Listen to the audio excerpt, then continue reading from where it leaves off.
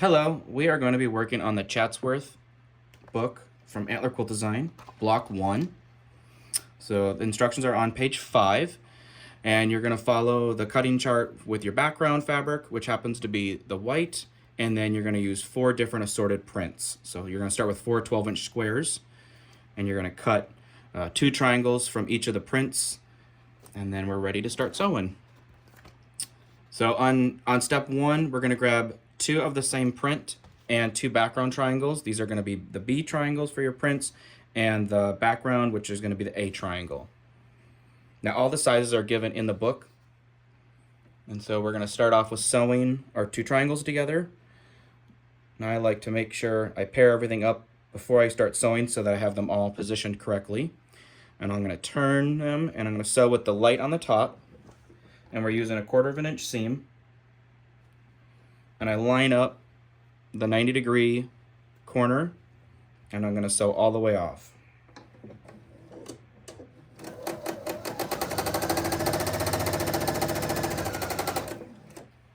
And again, I like to chain piece. Feed the next one right in.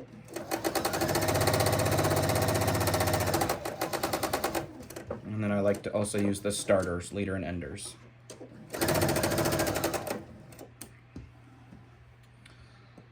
Then after they're sewn, and you're going to sew just 1 set per color. And for the pressing on the first one, you're going to press to the light. I know that's different than what everybody wants to do. So you're going to set your seam, and then we're going to press to the light. So we're going to go to the iron.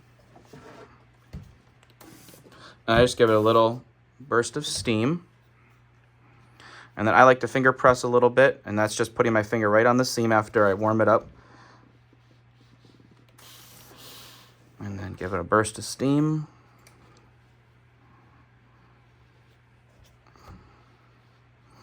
And yes, they're bias, so try not to stretch them.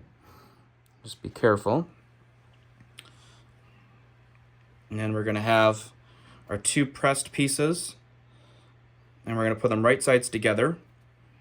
And again, you can always lay them out first to double check that you have the placement correctly, where your darks are on your left and your right, and your light is on the top and bottom. And so we're going to put them right sides together, and your seams will nest, which is very nice. And then I'm a pinner, so I'm going to put pins in. And I'm left-handed, so it is probably backwards.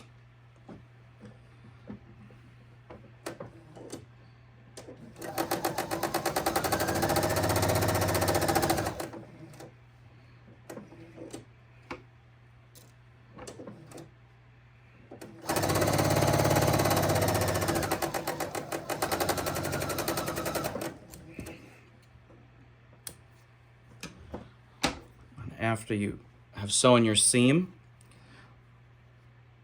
I'm going to take and spin my seam, and with doing that, I'm going to take out the 3 stitches that are beyond the seam or extended beyond it, and this is going to alleviate the bulk in the unit. So I've taken out the 3 stitches on this side. I'm going to flip it over, and I'm going to take out the 3 stitches on this side, and my stitch length set to a 2.0. And when you take the 3 stitches out on the back, you're going to be able to spin it open, and then you're going to have a little 4 patch on there. And then I'm going to close it back up, go to my iron, and I'm going to set the seam, give it a burst of steam. And then again, I'm going to open it with my finger, kind of give it a finger press first. That way it helps it not stretch. And then I'm going to then give it a good press.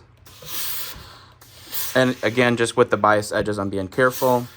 I don't want to distort anything or press them. And sometimes if your block does get a little distorted or a little wonky, I'll come back to my iron and use it as my friend and as the help. And I'll make sure that you kind of can pull or steam it or kind of push it into place. Because sometimes they just like have a mind of their own. So then you're going to do that with all 4 of your assorted prints, And so you're going to make 4 of these, and you're going to trim them up to the size that it says in the book under step 1, and that is unit A.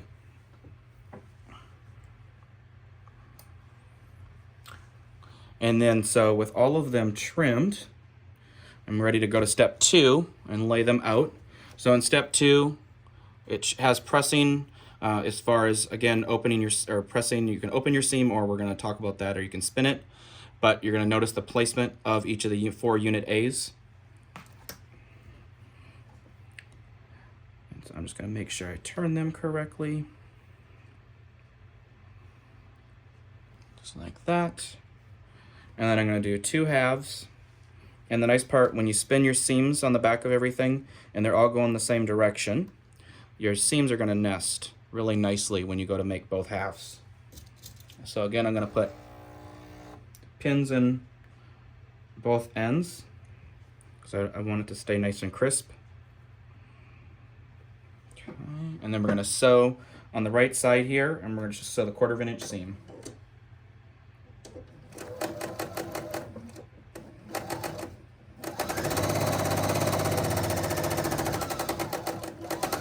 And yes, I do sometimes tend to sew over my pins. And then again, I'm going to take the bottom half, pin it in place because the seams nest.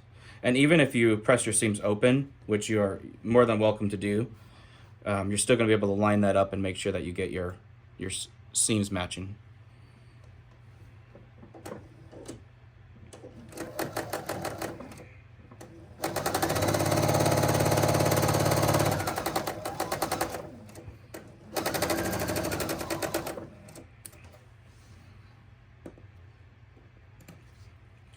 Cut them apart.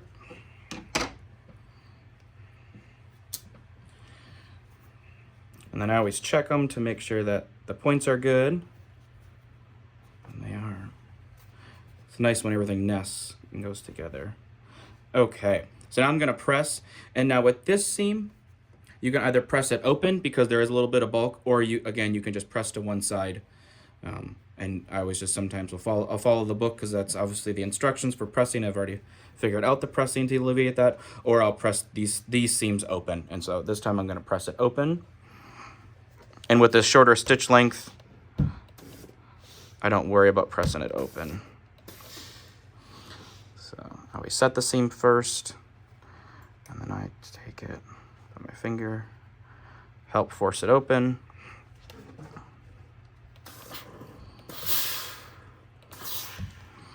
And turn it over. And I like to press from the front, but I always want to make sure that it's open on the back first. And then I'll go from the front and I'll press it.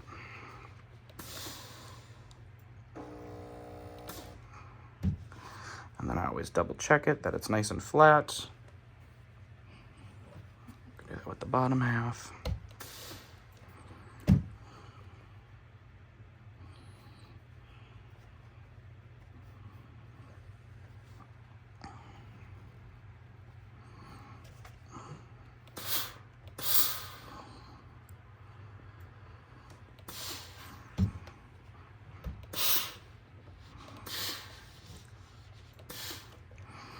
Okay, so there's the bottom half.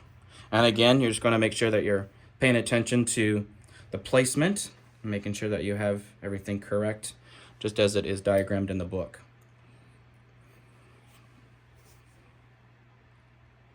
So now we're ready to sew the 2 halves together.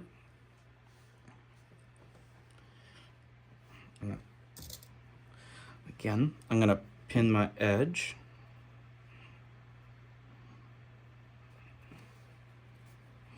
Pin the other end. And the seams line up, which is really nice, and they nest. And then in the middle, I like the poke method. So with the poke method, whether it's pressed open or closed, I will often then go ahead and I'll pin right where the seam is. Or this time, I'm going to pin right here in the valley. And when I pin in the valley, I'll open it up. And I will double check that it came out on the right side. So we're going to make sure it pokes through right there. And then we're going to grab this side and pin it in place right there. And the nice part too is as you can feel, all your seams are going to nest. So you're making sure that the pin is straight. It's not kittywampus where it's up and down or sideways. You're going to kind of make it as straight as possible or flat. And then you're going to feel the other seams around it to make sure too those are nesting. And then I like to put a pin on each side of it. And even if you're right-handed, you're going to probably come in from this direction from the top. You're still going to want to kind of hold that middle pin in place. So, okay, and then I'm going to take out that pin because I know that I have the seam secured in place. And now we're just going to sew that seam.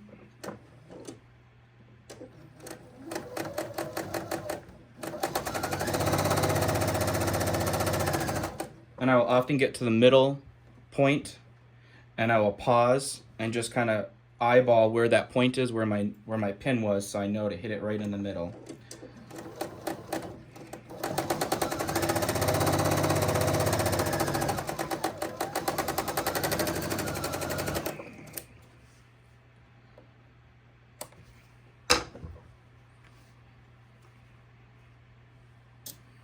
And then now the moment of truth. Perfect. And then you have your nice center in the middle, your outer edge is perfect. And even if it's not, sometimes I'll just fudge it a little bit.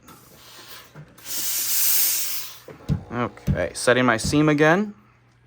And then I will definitely press this seam open in the middle because you have all the fabrics and the points coming together here in the middle. So we're gonna alleviate all that bulk. And again, I just finger press it after I set my seam just to help open it.